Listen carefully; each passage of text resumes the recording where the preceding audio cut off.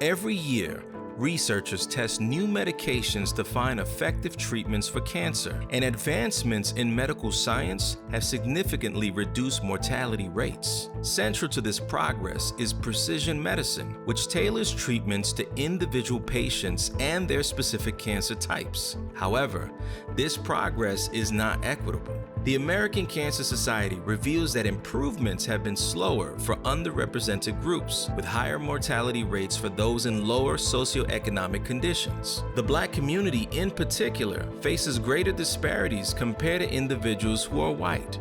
This inequality stems from the lack of representation of Black, Indigenous, and people of color in cancer clinical research.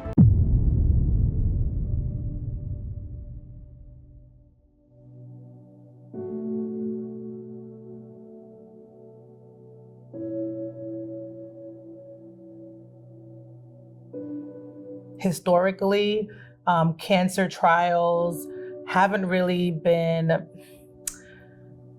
advertised to BIPOC people, Black, Indigenous people of color. It's always been, presented to European male. And so what Disrupt tends to do is disrupt that system and try to have them understand better idea of what clinical trials, just to basically educate the community on what clinical trials are and how it can help them and help others save lives. Disrupt is a project that is intended to address a very long-standing problem, which is the lack of participation of diverse, marginalized, generally ethnic minority communities in cancer clinical trials and other medical research. Tried to really look at why we haven't solved this problem for 40 years, counting. There has definitely been progress, but there's a ways to go. And for Disrupt to take that bold step to be the leader, because we are all working, and who is leading? And Disrupt decided to lead the way for prevention and cure, and also for research. The only way we know how to treat people, particularly for cancer or for anything, is based on medical research. Me siento muy complacida de que se haya creado esta organización. No están viendo la raza, sino que todos reciban el mismo tratamiento. Making the decision to allow oneself to be a part of the conversation and be a part of the research, that we may be able to impact that research, and not just for us, but for the generations to come. One of the breakthroughs that has happened over the years, other than just surgically removing the cancer, has been immunotherapies. And they're working on studying your DNA, because the cancer that I may get may not be the same cancer that you get, even though we have the same cancer. So now that they're able to take it and dissect it piece by piece and study each person's DNA, I believe that the cure is coming. But we cannot do that without clinical trials.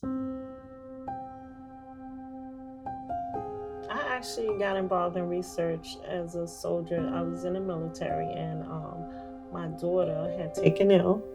And we found out she had a stage 4 cancer. When I found that out, of course, I was devastated. It was right away. They let us know she was stage 4, and it's like, this is what you have to do. You follow these orders and you move on, and I'm thinking like, but the clinical trial that was presented to me at Fort Sam was actually very new. It started out with her tumor with being stage 4. So, the chemo was very strong. It was 27 times stronger than mine. So everything was explained to me step by step, what needed to be done. The tumor had to be shrank. And then there was a protocol set up, and there was a group of doctors that came to meet with me. And that's when I learned about clinical trials. And she did well for a while. She had a couple of setbacks. She had lost her sight, and it came back. and she was paralyzed for a minute. She was able to walk again. So everything was pretty strong. And then we moved forward to the second part of it, which was the oncologist bone marrow transplant. She was one of the first children on the base to have it, where they cleansed her blood. The oncologist bone marrow transplant was heavy duty. She was in isolation for 90 days, and they actually taught me how to be her nurse because we kind of lived there for those 90 days.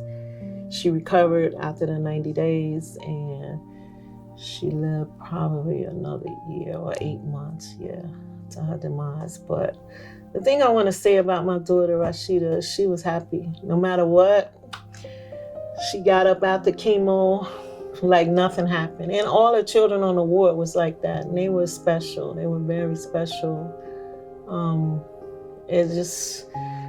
That's what carried me through mine. I would always think about how they took their chemo and got up the next day like nothing happened. What I had to do to take care of her, even flush her port. She was one of the first to have a port. The first time I went to chemo, they didn't have a port for adults yet. And my chemo felt like fire going through your body.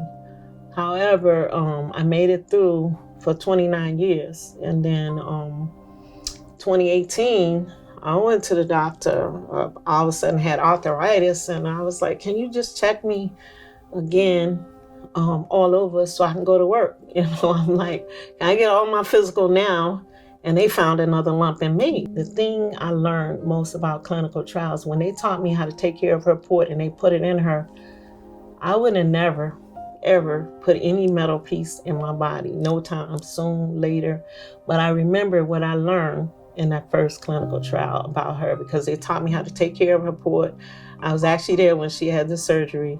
I remember what it looked like. And when it was approached to me on my trial, this time I was like, I know exactly what that is. The education that I got from her trial was like, even though I lost my daughter, it was a blessing for me to learn, because who knew that I would be going through the same thing? That just, it's just, it was a miracle in itself.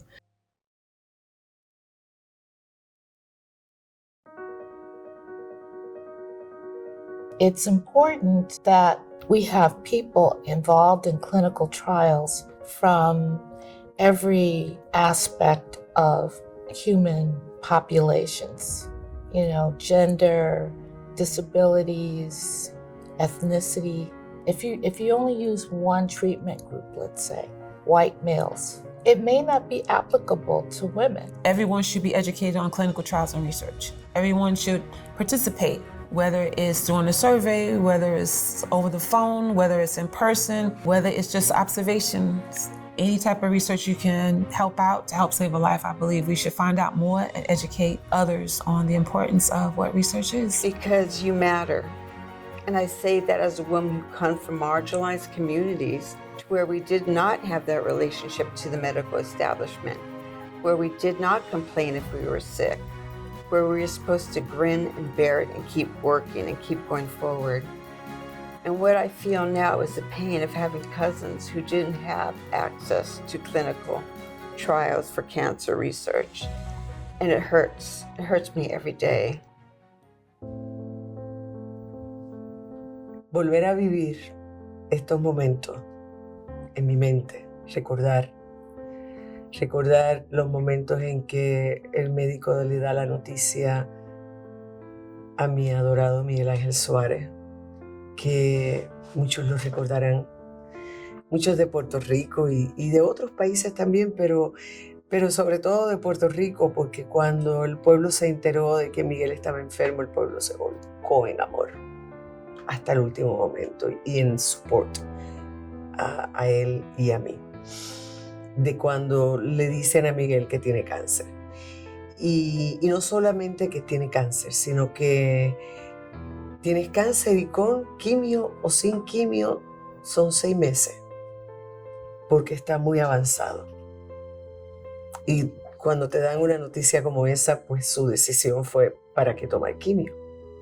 ¿Para qué? Si con o sin el resultado, la prognosis va a ser la misma. Así que nos dimos a la tarea de hacer investigación, de hacer mucho research y finalmente encontramos una terapia alterna que estaba dando resultados, pero luego todo se complicó y bueno, exactamente 6 meses después,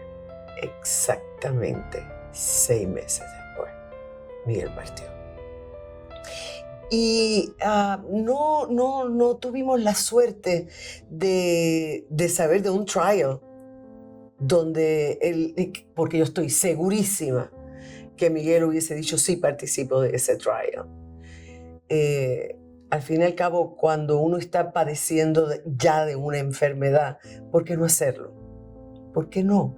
Te estás dando la oportunidad de a lo mejor sanar. Y si no, por lo menos estás aportando, dando un granito para nuevos descubrimientos, para que otros se sanen. Y yo creo que lo que pasa es que desde que somos chiquitos, o por lo menos yo recuerdo que desde chiquita uno veía las películas de Frankenstein y uno piensa que los científicos pues son como Frankenstein, que me van a llenar de cosas artificiales y a la larga voy a ser un monstruo, ¿no? Y eso no es la ciencia, eso no es el científico. Sí, la ciencia comenzó con la alquimia, pero ha ido desarrollándose, ha ido creciendo y es importante que apoyemos este tipo de trial. Si estás padeciendo de una enfermedad como el cáncer, no lo pienses 2 veces. Y sí, voy a aportar y a lo mejor me sano. This is the first time I'm going to share this information about my family. And I promise I'm going to try and not be as emotional as I feel, because it is emotional when we talk about members who we lost. And the light bulb moment was not about me. It was about how cancer has affected my family. You know, cancer has taken away cousins and aunts and uncles, cousins and aunts who didn't have a chance to go to clinical trials, who we didn't have the language to talk to each other about what cancer meant in our family. My cousin Veronica Salazar, we grew up, I grew up in Hayward, she grew up in Oakland, and she was one of the cousins who I saw all the time. And moving here to New York, we kept in touch. In 2021, my cousin was waiting for a liver transplant, and I was waiting for major back surgery. So early in the morning when pain hits and we couldn't wake up or we couldn't go to sleep, we would play that word blitz on Facebook and we'd play with each other. And she was always kicking my ass, And I laughed. And that was our way of communicating with each other and letting each other know that no matter what, no matter how hard it is, we're okay and we're here on this planet. Well, she got her liver transplant and she was in the hospital. And one day they found a spot and she was gone.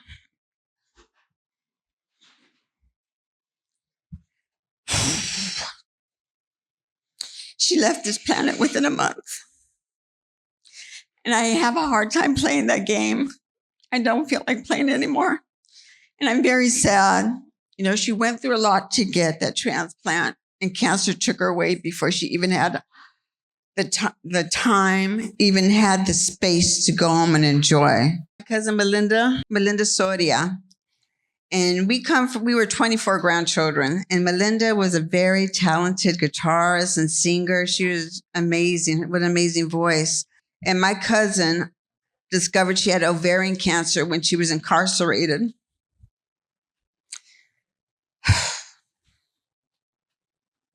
So they sent her home on respite care.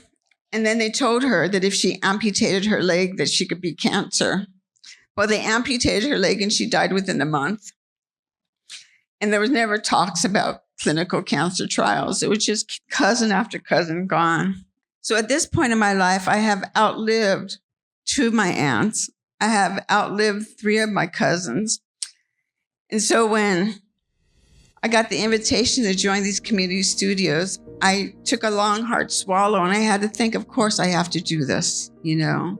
If I can help other people understand what their options are, then that's what I'm going to do. And so I thank you for inviting me to be a part of Disrupt. And I thank Disrupt for trusting in me to share my expertise. And I thank you for being here tonight.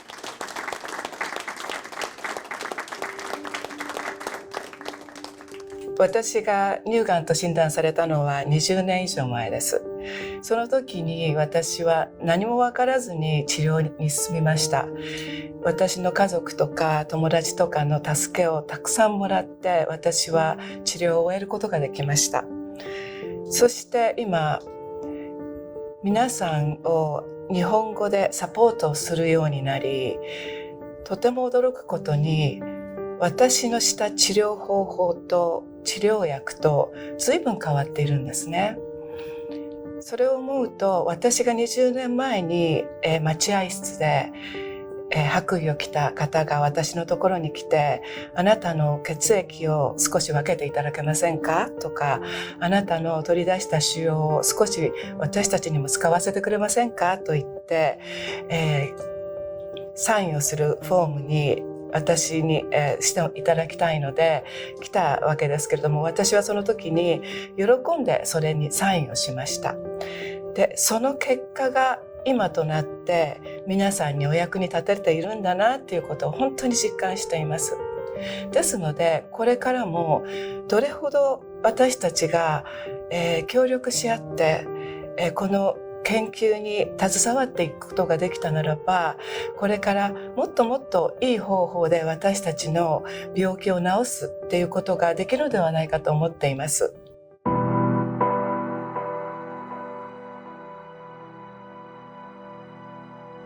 Research is at the core of how we find everything there is to know about medicine. So we can't just offer new treatments without research. And one of the most important things is to make sure that research really is for everybody and really reflects particularly the people who have the greatest burden of cancer. So research is why we have medicines that are life-saving. Research is why we have medicines at the pharmacy. So everything that we have, that we use, that treat cancer or any other kind of chronic disease or infectious diseases is starting first and foremost from research. We can't do research on just one type of person.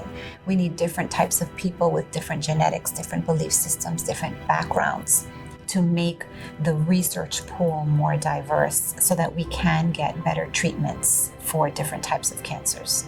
Should someone get cancer, you can get educated on clinical trials if you qualify for one, and it may save your life. Research is so important for cancer health equity. A lot of the research that has been done historically has not included everyone.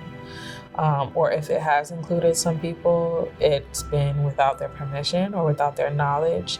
And so that's caused a lot of different communities, especially Black and Brown communities, to have a distrust for research and medical professionals. Overall, there was an undertone of exploitation when people hear cancer research or research in general. And again, I understand that those feelings are valid, considering the history of medical research in this country and the exploitation of Black and Brown bodies. I think we really do have to have a candid conversation about that history so that we prevent it going forward and address the concern for our community so that they can become involved in research. We know that historically there have been abuses in terms of experimentation on people of color. For the example, the Tuskegee experiment, I mean, it was inhumane and a travesty. So because of that, for me to be part of clinical trials is to a person who's going to try to advocate always for the community to make sure they're getting a fair treatment, getting all the information they need, making sure that they're giving their consent to what's happening in terms of clinical trials, and that they understand that they can opt out at any time. No one can force them to participate in any type of clinical trial. There's not a positive connotation when it comes to research. You hear the word guinea pig a lot. Like, I do not want to be a guinea pig. I do not want to be tested on. Like, even saying they're testing on patients can be a little tricky because the wording bring people back to that negative connotation that they have when it comes to research. I understand where the concern comes from, and again, the disconnect that patients may feel with their doctors. Like, if you don't trust someone, you're not gonna really follow through with anything that they say. However, I think it's very important for the successes and the advancements that have been made to be emphasized so that people understand that it isn't how it used to be. And with having our own there doing the groundwork to ensure that, anything's possible. And there are always improvements that need to be made, and they are going to be made, but we need, of course, the people behind us to make that happen.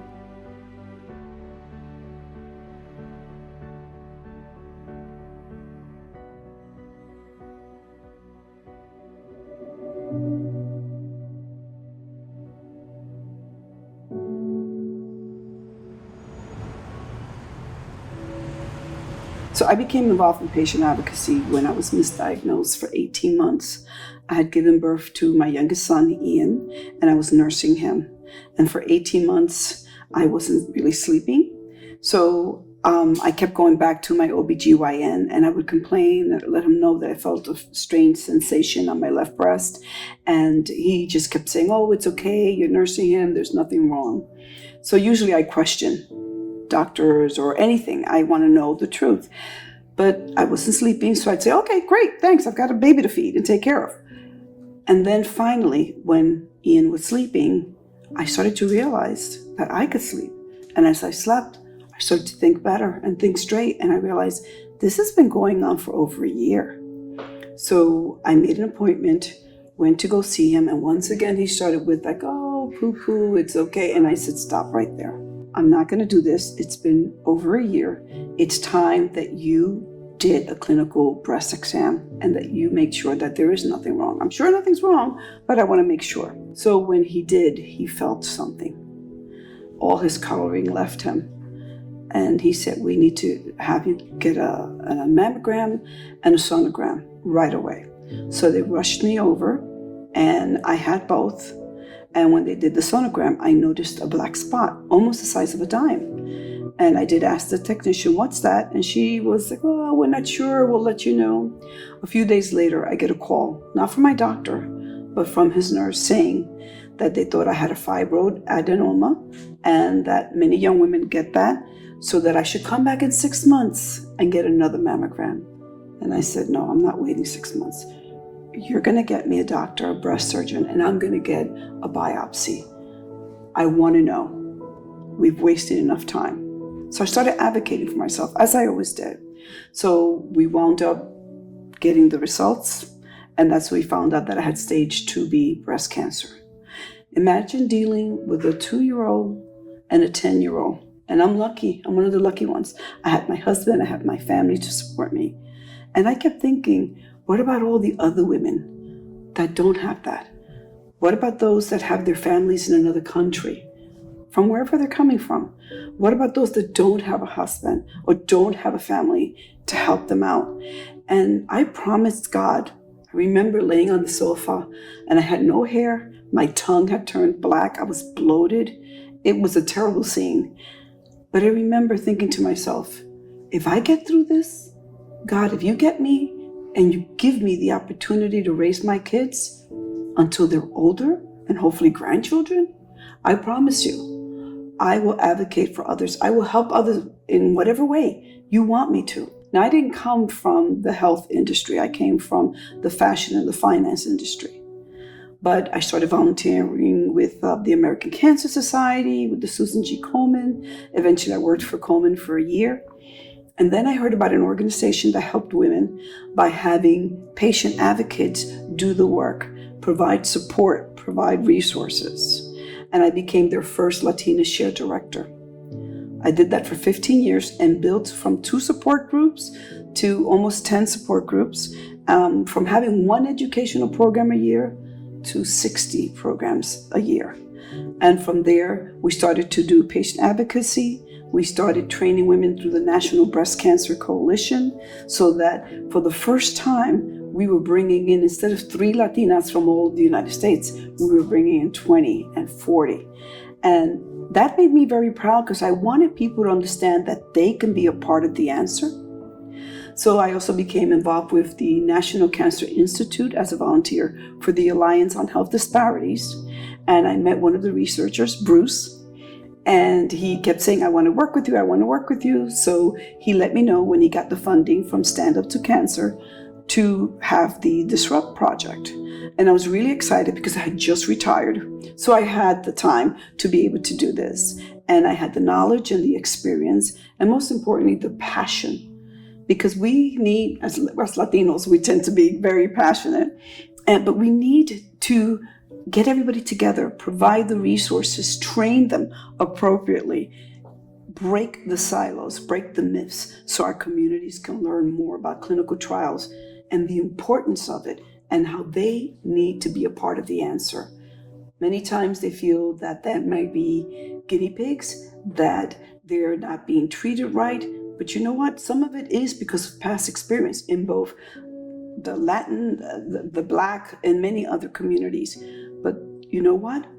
People are understanding now and learning that we need to be a part of the solution. We need to be a part of the answer. I mean, just go to a pharmacy. What do you find in pharmacy? Medications that treat illness, no? Well, those are all part of the clinical trial. And the only way that we can find the answer is by joining these clinical trials, by asking your doctor if you have a disease. Is there a clinical trial that I could join? Should I join the clinical trials? Go onto the NCI website. There's a lot of resources now in a variety of languages. So this is why I stay involved. A lot of people over the years have gotten their medical information from who? Fulana de tal. Does anybody know who Fulana de tal is? Okay. It's somebody, we don't know who, but it's a rumor in the community that so-and-so, so-and-so, so-and-so, and it spreads around, right? Like, well, I know so-and-so. We need to stop doing that, okay? We have these institutions that are doing major work, but we need to really, really ask the questions of our doctors and be an advocate for ourselves or an advocate for a family member, because some family members, you know, they're shy, or when you get to the doctor, you forget to ask the question, you get so nervous. So we need to be supportive to one another and really get our information from people like Dr. Camacho, who cares. You know, if you run into a provider and they are showing you that they don't care, get another provider, because the information through Fulana de Tal quite often is the wrong information. My name is Camacho. I've been an oncologist in the Bronx for 50 years. I had privilege to work there for many years. I retired just recently, but I'm still active in this kind of activity and within the medical school. So I know the community of the Bronx, which is, and I know this community too. I take care of many patients from this community who travel to the Bronx because there are not many Spanish-speaking doctors, so that people gravitate toward people they can talk to, people that looks like them. So when we start talking about clinical trials in this community, we have to first cross the bridge of why is it that patients don't take part of clinical trials. If you look at the story of clinical trials, is that only like 10% of all patients who undergo clinical trials are from an underrepresented minority. So the problem with that is that whenever a new treatment comes out, it's primarily geared to the majority. A lot of treatment, we don't know if it's helpful to our community, but we go along with it because that's the rule. So one of the reasons we need to do clinical trials in our communities, we need to know what works for us. We know that different people from different backgrounds metabolize drugs differently. Some people are not able to tolerate drugs, and that's very key information that we need to know. But there are barriers. A lot of people feel that they don't trust the environment because they don't know the doctors. The doctors don't speak their language, or doctors don't explain things to them. And because of all the past history, there's a big, a lot of mistrust. So we need to overcome that. But there's a lot of truth to that, even to this day. So you have to be very careful with anything you sign. But in the majority of clinical trials, everything is done very carefully. For me personally, my aunt died of cancer, breast cancer. My uncle died of cancer. Because you got family that has a history of cancer, you need to check yourself to prevent of that happening. You understand? And if it did, I had a lump, and I had to check, make sure. Let me tell you, it was an experience that I was scared to stiff if they ever find out that it was, but thank God it was false alarm. So thank God it wasn't, it was just a mass. But, thank God I went and prevented, because what happened if it stayed there and I didn't go and check, it would turn into cancer, but that's what you do, and check yourself to prevent these things, because I have family history. I have friends that died. One of my best friends, my very first best friend when I was 18 years old, she died, when I was in my 20s. She died of cancer when she was 25. Her only son was left without a mother. And I did the first blood drive in Century 21 department store where I used to work, and everybody gave blood. And I used to call her Carol Burnett, because she looks like Carol Burnett. And she used to encourage me, and that's why, I was diagnosed in 1996. I was in my 20s. I was working in the medical field. I was doing nursing, and I went for a physical, and they told me I had a abnormal PEP. And that was the first time that I was going to go and get screened for cancer. I should have did it sooner, but who thinks about cancer in their 20s? I'm a 3-time cervical cancer survivor while pregnant twice. And I remember the pain, oh my goodness, just outrageous. I didn't have so much pain the very first time when they had first diagnosed me, but I remember going to the GYN office to get results after a abnormal PEP. And when I got there, I went by myself. They didn't tell me to bring anybody with me. I had 3 girls at home, I'm married, and they tell me that, you have cervical cancer. I passed out. They woke me back up, and I said, I'm sorry, what did you say? They said, you have cervical cancer. I passed out again. I had nobody with me, and I remember going home, and I don't know how I got home. And I do not remember exactly how I got home, but I know I got on the bus.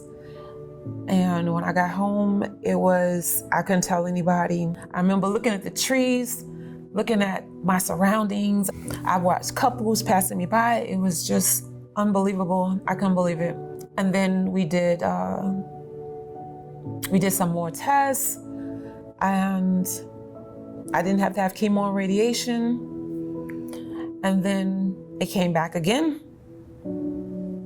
And they told me I had visited 10 doctors who told me I had 30 days to live, and blew my mind completely. It was like, I'm in my 20s, how do I have 30 days to live?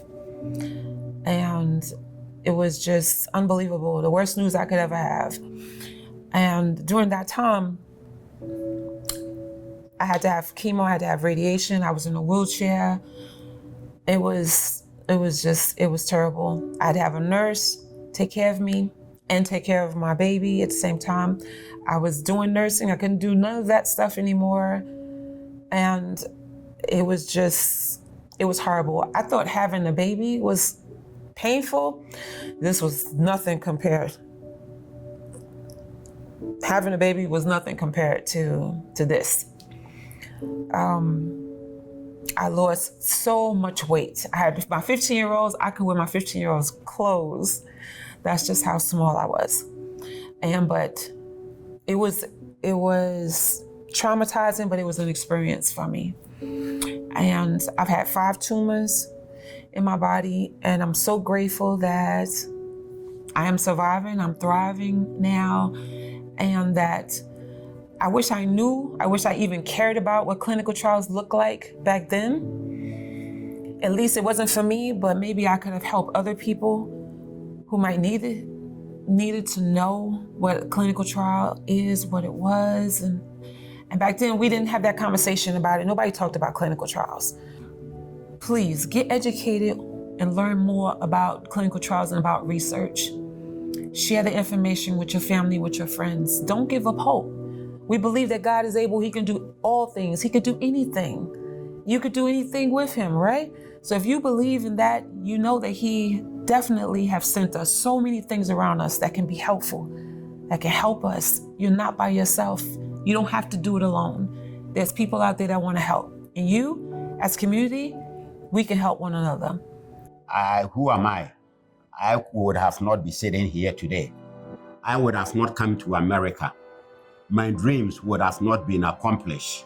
My goals would have not been accomplished if it was not for my beloved auntie. May her soul rest in perfect peace with the Lord. She went to be with the Lord about 40 years before today. And what she said, I will never forget it. And what she stood for, I will never forget it. And what she fought for, and that is the reason why I'm sitting here. She had the breast cancer with both. And when she came back from the doctor's office, and she called all of us to sit down, and she said, my children, because that is who we are to her, I have to tell you the news. The doctor have diagnosed me, and they says they're going to cut it. I was a little at that time. I said, what? The doctor said they're going to cut your breast. Yes, he says, Mr. Adam, they have to do that, because if they don't do, it will go. And I says, what type of sickness is it? What diseases is it? He says, you are a little boy right now. I will understand. You might not understand it all, but this is what has come, and this is what we need to do. So this is something that is in our family, something that is very dear to us, because this is the woman who raised me, and she spent all her energy, all her love, all her strength to make sure that I live, and she could not live to see it today. And so the work that she has done, may God Almighty seize her heart and open the door for her to come into her. But we are using the memories, and we are using the example that she set, the foundation that she set, that no matter what that will happen, we should still live our life and to be grateful for everything and continue to remember them. That was the last word she said before she left. She said, you live your life to the fullest. I have done whatever I could do, and this is what the doctors have said. And if I live or if I die, you, Ado, I want you to live your life to the fullest. But never forget who I am, what I stand for, what I represent, and what I did. I think the mission is to engage, right? To engage and educate. There are a lot of ways you can participate. The first step to do to participate in clinical trials, get information about clinical trials. How do we do that? Anytime you have the opportunity to go to see your doctor, Ask your doctor, which clinical trials can I participate in? To have dialogue and conversations about what medical research is, specifically what clinical trials are. Unless you have different people from different backgrounds who are participating in the research, there's a lot of things that you miss. It's important to give it a try because you never know whose life is going to be saved at the end of the day. It could be yours. Please go. Please go. And do not be afraid. Go. Take the fear out and just go. And we want you here because you matter. Well, it's our duty to make sure that we are involved as much as possible in research, clinical trial advocacy, to make sure our voice is heard and that our community is heard. I think more and more cancer centers around the country, all of our cancer centers working with Disrupt, and all of the cancer centers in New York City and in the United States have an Office of Community Outreach and Engagement. That's a great place to start, to give a phone call and say, you know, I've been hearing about cancer research. My kid has a school project and they want to write about cancer research. Start there. And they'll help you navigate the system and get the information that you need. I just also want to direct you to one other place, which you can find through the Disrupt website. The federal government and the American Cancer Society and other cancer advocacy organizations like that have put a lot of information online that you can rely upon. They keep it very up to date, so you can find out about clinical trials in general, and you can find out about specific trials if that's important to you. There's a telephone number that you can find out about on our website, 1-800-4-CANCER, that the National Cancer Institute provides, where you can call and talk to a nurse, get detailed cancer information, including about clinical trials. The last place I want to just acknowledge is Stand Up to Cancer. Stand Up to Cancer supports the Disrupt study. Many of you may have heard that's the entertainment industry's charitable arm toward cancer. Before we started the Disrupt study with them, they worked with other researchers from around the country to put together educational videos about clinical trials, so you can find out more details about the science of clinical trials from there. The bottom line is, it's worth finding out. It's worth having the conversation. People are often fearful of cancer, but because of the research, there's more and more reason to find out, and to find out as early as possible if you're dealing with cancer. It's more true today than it's ever been even 5 years ago because of the breakthroughs that have happened. So it's still a horrible disease, still can't cure everybody, but outcomes are always better when you find out more first, and finding out about research will benefit you, your family, and your community. There are people who have a vested interest in making this work and to making you well. So please, if you're able, just remember this, that we all have a responsibility to be participants in the health and wellness of not only ourselves, but others. We have a responsibility. So I'm going to say move on, putting one foot in front of the other. Let us get this done. So thank you, those who are listening. Continue to move forward and stay encouraged.